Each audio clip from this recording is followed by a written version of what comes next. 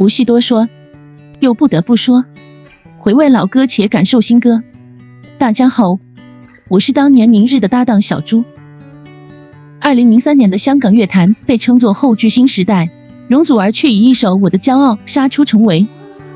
这首歌原本是某地产商广告曲，通过全民票选才落到她手里，连她自己都没想到这首命题作文会变成她事业的转折点。录音时监制陈光荣要求她把 Pride in Your Eyes 唱得像被全世界看见，容祖儿憋着眼泪录了10几遍，最后那句假使我算神话，因你创更愉快的颤音，成了无数人手机里的闹钟铃声。真有趣的是歌名乌龙，最初唱片公司想叫挥着翅膀的女孩，后来成为国语版，填词人黄伟文坚持用我的骄傲，因为容祖儿当时被嘲笑为花瓶歌手，这首歌就是要她挺直腰板唱出骄傲。果然，当年颁奖礼上，容祖儿穿着白色羽毛裙唱这首歌时，台下媒体集体起立鼓掌。后来才知道，她那天发着高烧，耳返里全是电流杂音，全靠死记走位完成表演。有乐评人调侃，祖儿可能自己都没想到，当年录广告唱的歌，现在成了香港乐坛最后一张白金唱片的敲门砖。那么你认为呢？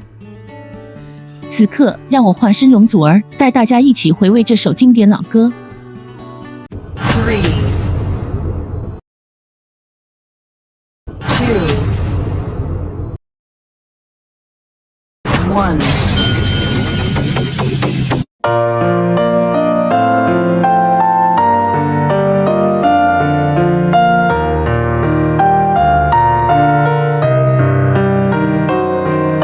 Pride in your eyes， 為我改寫下半生，眉目裏找到我失去的自信心，才明白被愛的能活得這樣勇敢，榮幸眼神能替我雲上旅行來點燈。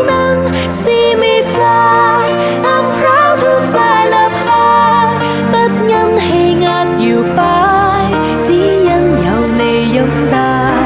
Believe me I can fly， I'm singing in the sky， 假使我算神話，因你創更愉快。